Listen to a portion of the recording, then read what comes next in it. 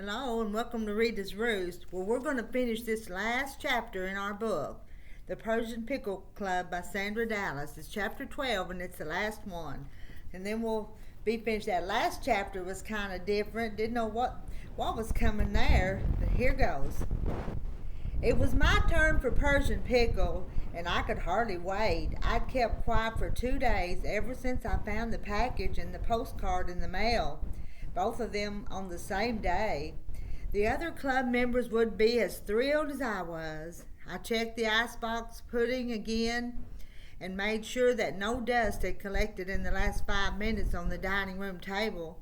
Then I leaned over the cradle and kissed Grover Jr., who was sleeping under the Sunbonnet Sue and overall Bill quilt that Nettie and Forrest Ann had made for him. He was the sweetest baby in the world, and pretty too. He didn't look the least bit like Tyrone Burgett, although Grover said it would be a while before we knew whether he had Tyrone's beer belly. That was the one and only time Grover mentioned that our baby was Tyrone's grandson. After that, Grover forgot about it, and so did I. The Persian Pickles never mentioned Grover Jr.'s parents, of course. He was our baby. Things had gone just the way we'd planned. Velma turned over her little boy to us 2 weeks after he was born, and then went on to Moline, where she found a job as a clerk in the housewares department of a Crest 5 and Dime. She never once written to ask about him. People in Harveyville knew we'd adopted, of course, but except for the Pickles, no one ever suspected the baby's mother was someone they knew. Of course, I'd have mortgaged the farm to pay for Grover Jr., but Velma's stay in the unwed mother's home in Kansas City hadn't cost us much at all. That's because the folks there gave us credit for the $124 we raised selling raffle tickets on the celebrity quilt. An old bachelor who lived north of Paxico won it. He wasn't at the drawing, so I volunteered to mail the quilt, but Opalina warned us not to trust the United States Post Office. Someone who worked there was bound to recognize the box and take the celebrity quilt home, she said. And how would we explain that to Mrs. Roosevelt? She was right, I guess, so I drove all the way over to Paxico to deliver the quilt in person, which tickled that old boy. Ada Jane, who'd ridden along with me, said that it's a pity it was he couldn't read, and so didn't know whose names he slept under. At last I heard the first car turn into our yard, and I glanced out the window to see Nettie and Forrest Ann pulling in next to the Balm of Gilead's, which still glistened with water. It hadn't been much of a rain, but we weren't particular, being grateful for any amount of moisture. I watched the two women walk toward the house arm in arm, with their sewing baskets in their hands. They came inside, letting in the smell of the earth that Grover had just turned for the kitchen garden, and went to the cradle to peep at the baby. He grows every time I see him. He'll be as big as Grover if you don't watch out, Nettie said. She patted the scarf around her neck, but these days the gesture was only habit. Dr. Sipes had removed her garter, probably for free, just to please Forrest Ann. Nettie had gotten her hair marshalled too, but she had to pay for that herself. Tyrone must have been doing some better in the gambling business. Him never fusses one bit. Him takes after Grover, Forrest Ann said, smoothing Grover Jr.'s hair. The other members of the Persian Pickle Club arrived a few minutes later, talking softly so they wouldn't wake the baby. I told them they could speak up. Grover Jr. could sleep through a thunderstorm. How would you know? We haven't had a thunderstorm since he was born. Hardly since I was born, Agnes T. Ritter said. She and I had become closer, not best friends exactly, but good friends. She stopped by right after that quilting at Mrs. Judd's in the fall to say we shouldn't blame Rita for trying so hard to leave Harveyville. Agnes T. Ritter confessed she wanted to get away every bit as much as Rita. She'd hoped to leave right after high school, but somebody had to stay on to take care of Howard and Sabre Ritter. So after finishing college, she'd come back home instead of looking for a job in Lawrence or Topeka. Her folks had hoped Tom would be the one to stay. They needed a man to help with the farming, and well, Agnes T. Ritter sniffed. They thought Tom was smarter and better looking and more fun to be around than she was. So who wouldn't rather have Tom? Even in her own home, Agnes T. Ritter wasn't anybody's first choice. Still, she knew Tom never would come back for good, so her folks were her responsibility.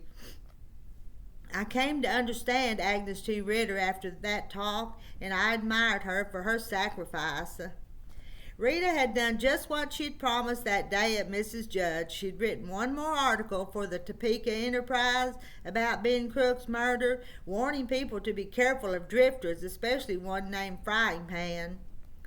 Rita told about the Harveyville Masons putting up a $10 reward for the capture and conviction of Ben's murder.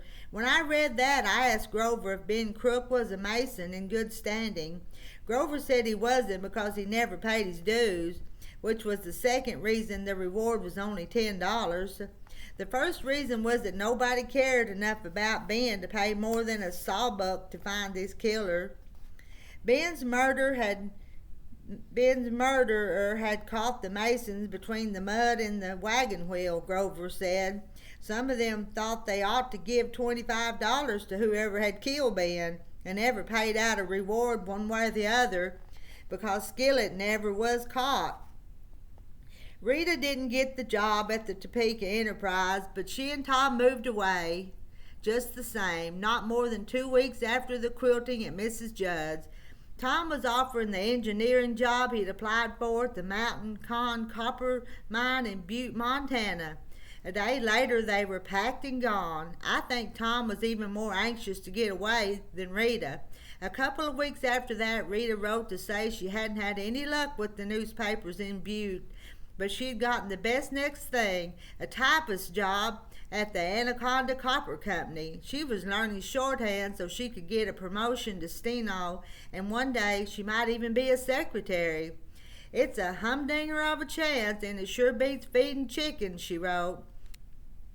After Rita left, the Persian Pickle made her an old-fashioned remembrance quilt. We embroidered our names along with favorite sentiments on diamond-shaped pieces of fabric. I assembled the diamonds into a star and added a nice background. The club members stitched the quilt one day at Nettie's house, and we sent it off. Rita wrote us a note by return mail saying she'd never seen anything as gorgeous as that quilt, which she'd put on the bed as soon as she unfolded it. As a surprise for Tom, Rita turned into an even better friend after she moved away. She was my best pen pal, sending me a letter every couple of weeks, telling me about the funny people she met in Butte and the fancy restaurants where she and Tom ate. When I wrote to tell Rita the baby had arrived, she and Tom sent Grover Jr. a telegram congratulating him on choosing us to be his parents. I framed it. After the club members finished cooing at the baby, they sat down in the chairs. I'd ranged around the quilt frame and admired my Christian cross, which was made entirely of plaids and polka dots, each square a different material. I asked all the club members to search their rag bags for scraps so I'd have enough. I thought it was the prettiest quilt I'd ever made, and they did too. I assigned chairs around the quilt frame and waited until everyone began sewing before I announced, "I have a surprise for you." I tried to sound important. You see another rain cloud, did you?" Mrs. Judd asked, looking up from her stitches she was taking around the blue and yellow plaid cross. It's something just as good and maybe better. Look at this." I took a postcard out of my pocket and held it up. "It's from Ruby." "Oh, Ruby, goody," Ella said. Now that the Judds had arranged for a telephone and electricity to be installed at her place, Ella had moved back to her farm. Duty and Hiawatha kept an eye on her, and Prosper picked her up at noon every day so she could take her dinner with the Judds. I'd never seen her so happy. "Read it out loud," Ada June said. I cleared my throat. It's from Bakersfield, California, and in case you can't see it from where you're sitting, there's a picture of two little boys sitting on a giant peach. They'll squish it, Opalina said. Mrs. Judd shot her a look. Read the postal, she ordered. It says, I bet you never thought you'd hear from me again. I hope you haven't forgotten your old friend Ruby. Floyd is working for a farmer here, and we are living in a tourist cabin. And it's signed, Love to the Persian Pickle, Ruby Miller. Well, that's just fine, Forrest Ann said, and everyone nodded. I handed the card to Ada Jane to be passed around. She studied the picture while the others went back to their sewing, but not me. I cleared my throat, and they looked up. What now, Queenie? Mrs. Ritter asked. That's not the only thing that came in the mail. I got something from Rita, too. I went to the dining room and came back with a cardboard box. I set it on the edge of the quilt frame and folded back the tissue, then lifted out a baby's quilt and held it up. It's from Rita. She made it out of the scraps we gave her at our quiltings. She took them with her. Why, we taught her to quilt after all, Mrs. Judd said, taking the quilt and holding it up close to her spectacles. She passed it on. Did you ever see anything so cunning, Sarah said when the quilt reached us. It threads all of our lives, Rita's and ours pieced together. Sarah's handed the quilt to Mrs. Ritter. Look at here. She used the little seahorses in that green you gave her, Mrs. Ritter told Forrest Ann. And here's a dear little piece of Persian pickle from you, Sarah. I'd have thought it was all used up by now. Her stitches are getting better, Ada June said, although that wasn't true. Rita's stitches were as big and crooked as they'd always been. I bet she's been practicing out in Montana. Nettie traced her finger around the edge of one of the pieces. This is real nice. What's the design? It's double axe head, Forrest Ann replied when the quilt reached her. Forrest Ann passed Rita's quilt to Agnes T. Ritter, who looked it over and said, No, it's not. It's not double axe head at all. Well, I mean, some might call it a double axe head, but that's not what its real name is. Not the name on my templates, anyway. I sat down and began stitching around a dark blue square with orange dots, but something in Agnes T. Ritter's voice made me glance at her. She was holding up the quilt and looking my way, waiting to get my attention before continuing. When Rita wrote me to send her a pattern for a quilt for Queenie's baby, I went through my templates and picked the one I thought had the best name. Of course, I chose an easy one, Rita not being such a good quilter and all, but it was the name that decided me. This quilt is a friendship forever. Oh, Agnes T., Agnes, I said. She blushed, something I had never seen her do, and it was not a pretty sight, but I didn't mind, because I wasn't as critical of Agnes as I used to be. Fancy that. Of course it is. Could you think of a better name? Sarah said. Was there a card? Mrs. Judd asked. I told her there was and took it out of the box and handed it to her. It says, If you wonder who's responsible, I did it. Mrs. Judd frowned at me. Does Rita think you wouldn't know she made it? Grover had asked me the same thing. I guess not, I said. I'm going back to my stitching. I knew that wasn't what Rita meant at all, and I smiled to myself. The note was a kind of joke between Rita and me that I couldn't explain to the members of the Persian Pickle, even though it went back to Rita's last quilting, the one at Mrs. Judd's. When the time had come to go home, Rita had left the house with me and walked all the way to my car where we were out of earshot of the other club members. Queenie, there are 2 things I have to clear up, just in my own mind. I promise I won't put them into the article. Well, Rita broke in before I could object. How did Skillet know who Ben Crook was out in that field? It's awfully mysterious unless he helped bury the body. Of course, I'd wondered that myself. No, Skillet didn't help. I can't be sure how he found out, but my guess is he passed by the grave and was curious about why the earth was turned.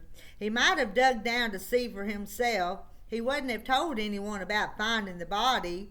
There being bad blood between the 2 of them, he might have been arrested for Ben's murder, I suppose. murder. I suppose by the time he met the Masseys, he'd figured Ben had been dug up.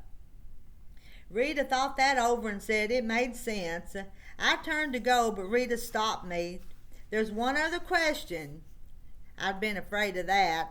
Rita lowered her voice. Was it Mrs. Judd? Was she the one who killed Mr. Crook? I thought over that question for a long time. The members of the Persian Pickle Club never talked about which one of us had been responsible for Ben's murder, but we didn't care. Anybody arriving first at the Crook's place that day would have picked up the oak axe handle laying on the woodpile and smashed in Ben's skull to keep him from beating Ella. As we saw it, we shared equally in the guilt and in the credit for saving Ella's life too. It was important to remember not that a bad man was dead, but that a good woman still lived. It wouldn't surprise me if one or two of the members couldn't even recall which Pickle had wielded the axe handle, and among those who did, not a single one would have told, not even in a court of law. We were all in it together. The one who actually struck the blow knew that, and it kept her from dwelling on the fact that a man died because of her. Thinking of that loyalty made a lump come to my throat, and I looked out over the Judd's rusty old steam thresher to the field of winter wheat that Prosper had planted. I wanted to ask Rita if she thought he would get enough moisture to make a crop of it, but how would she know? She wasn't a farmer. Besides, I knew Rita wouldn't let me change the subject. We're not supposed to talk about it, even to one another. We agreed. I said at last, not meeting her eyes. I turned a little to stare at the sawhorse where Mrs. Judd killed her chickens. The wood was blood-stained and feathers were stuck in the axe marks. A puff of wind sent one of them up into the air, where it hung for a minute before floating away. A little yellowhead lay on the ground. Mrs. Judd must have killed a chicken that morning, and the dogs hadn't come around yet. I guess you'd have to say we're all responsible. I know that, Queenie, but I'm not going to tell anybody, not even Tom, Rita said. I'll keep the secret, too. You're the only one I can ask. I wouldn't believe what the others told me. That was true enough. Still, I shook my head. I don't want to say. Please, Queenie, I promise I'll never talk about it again, ever, even with you. After all, I'm a Persian Pickle now. I share the responsibility for the secret. I think I have a right to know. Rita put her hand on my arm to keep me from getting into the car, but I opened the door anyway and put one foot up on the running board. We stayed too late at quilting. Grover would be wanting his supper. Still, I didn't climb in because Rita's question hung in the air between us like one of those chicken feathers, and I admitted she was right. She was a pickle, and now she shared not just the secret of Ben Crook's murder, but the guilt. She deserved an answer. I put my foot on the running board and glanced away at the members of the club who were getting into their cars. Agnes T. Ritter fluttered her fingers at me, and I waved back. Queenie, Rita said, and I turned toward her again. Who? Mrs. Judd's screen door slammed, and someone called my name, but I didn't look up. Instead, I took a deep breath and looked Rita straight in the eye. Then I leaned over the top of the Studebaker door and I said in a clear voice, I did it. The end. I enjoyed that. I hope y'all did too. It was a little different. See you on the next story time of Miss Rita's.